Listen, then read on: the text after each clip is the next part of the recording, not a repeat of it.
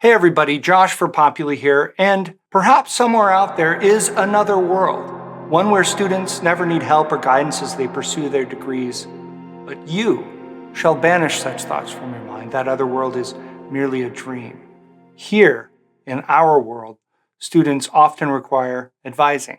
Let's look at how you can set up advising in Populi, get familiar with some of the basics, so the software can help you manage these tasks a little easier. This video is going to be most useful to the academic admin, registrar, and possibly the advisor roles. Managing advisors and advising setup falls to those first two roles, whereas the actual advising work, well, that's for the advisors themselves. We have another video on advising that's geared towards advisors, and you'll find that linked below. But first, what can an advisor do in Populi? They have three main possible areas of oversight. One, they can enroll students in courses. Two, they can oversee a student's progress in courses during a term. Three, they oversee a student's progress towards earning their degree. As you might imagine, there's plenty of overlap between these areas, but it's helpful to have some sense of the boundaries. And of course, different schools may have their advisors more or less involved with their students. This is just what's possible in Populi. But in order to do anything, we have to have things set up properly. 3 steps to getting advising up and running. We need to grant the advising role to advisors, add advisors to students, and establish flag thresholds. Let's talk real quick about flags. These allow you to set the various points at which advised students get either a green, yellow, or red flag. An example would be a student's average assignment grade in one of their courses falls below 70, and they receive a red flag. So you can easily identify students who are struggling. Set up step 1, adding the advising role to users. To add the advising role to a user, either the academic admin or registrar will go to the user's profile. On the left, under roles, they'll add or edit roles. On the resulting dialog from the dropdown, you'll choose the advisor role, then click add and see that the role is checked, and that means it's active. No other role is required for a user to receive the advisor role, but of course the user can have other roles. It's quite common for someone to have both the faculty and advisor roles. Now, this user can be set as advisor on students. Set up step 2. Let's look at adding an advisor to students. Academic admins and registrars add advisors to students. Advisors can't do this themselves. You have 2 ways to add advisors to students.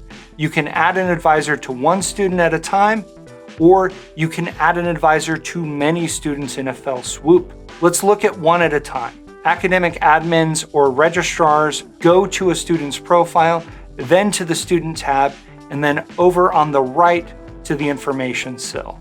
Click Edit, and then click into the field for Advisors and begin typing the name of the person you'd like to assign as advisor to this student. Select the correct result, and you'll see it added beneath the field. And you'll see that little drop down there as well. That allows you to select the type of advisor. You have 3 options. Advisor, that's the default, primary, and my personal sneaky favorite, hidden. Primary just highlights this advisor as the main one. That advisor will have no additional permissions or access or anything. They're just taking the lead with this student. The student will be able to see any advisors set to either advisor or primary advisor, but as you may suspect, they will not see the hidden advisor. Hidden advisors live in the shadows and shun the conventions of normal human society and have all the same access to student records and progress as the other advisor types. The hidden type comes in handy for people like department chairs who may not need to consult directly with students, but who still need to be able to see what's going on. That's adding advisors to one student. Great! But let's not forget that you may want to add one advisor to many students at once. Say you get your new class of freshmen in, and freshmen need the most attention. So you want to attach advisors to those lovable, naive milksops. As mentioned, it's possible to do this en masse. Go to either Advising, Advised Students, or Academics, Reporting, Data Slicer. We're going to do this from the Advised Students report for our example. The principle is pretty similar in both spots. Use the filter in the Advised Students report to grab a group of students. If you have a large group of students, you probably want to figure out a good way to divide students out. First, you may want to remove any other conditions that are showing up here and check that match is set to all. Then you'll probably want to use the condition advisor is none. So you get rid of any students who already have an advisor assigned. Select that condition and then click Add. It also probably makes sense to get rid of anyone not enrolled in the current term. So you can specify that with the course term condition. And then maybe you'd use a condition for a specific entrance term. That'd make sense for freshmen. Once we have those conditions in, we can apply the filter.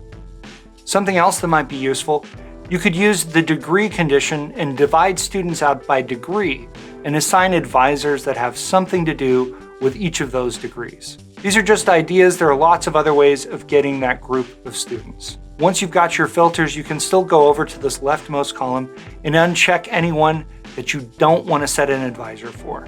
Then you can go over to the right and click Actions and select Manage Advisors. For the action, select Add/Update and then type the name of the advisor that you'd like to add and click the name from the suggested results. Repeat that to add multiple advisors to the same group of students. Click the X to remove anyone that you've added in error. As you can see here, you can also use this to remove advisors, so stow that away. When you're done, you'll click Save. Last step of setup, setting flag thresholds. Let's do a brief description of what your flags do so you can get a sense of what you're trying to achieve with your setup options. On Advising, Advised Students, in the flag column, you'll see students with green, yellow, or red flags, or no flag, because that student doesn't have the applicable information. Flags are generated based on the last 30 days of grade or attendance information entered for students. You set them up over here under Settings. You'll see the 4 different categories in which you'll create thresholds, 2 for attendance and 2 for grades. We've got attendance percent and consecutive absence, and then average assignment grade and lowest assignment grade. These flags are all specific to individual courses. They aren't summing performance across courses. So a student gets a flag because they got marked absent in 2 consecutive meetings of English 101, or they have an average assignment grade below 70% in History 301. A student may have different levels of flags across these categories within specific courses, but the advised student table will always show the most serious flag. Let's look at setting the thresholds. This is under Advising and then Settings. I'm going to click to edit this. You can see that for each of these categories, we're setting the upper end of the yellow and red thresholds in the white blanks. And doing that will automatically adjust the gray blanks. As far as how you should set these, remember that you want to calibrate them with 2 things in mind. These are meant to be warnings, so think about any kind of alarm. You want it to be sensitive so that it will actually warn you that something's going wrong. However, if the alarm is so sensitive that it goes off all the time, you will start to ignore it. So if you have a failure for non-attendance policy for attendance percentages below 80, you don't want the threshold for your yellow flag to start at 80. You want time enough to address an issue. So you'll set the upper limit for your yellow flag somewhere above 80. So you'll think through that, go through and set this up in a way that makes sense for your institution, and then don't forget to save.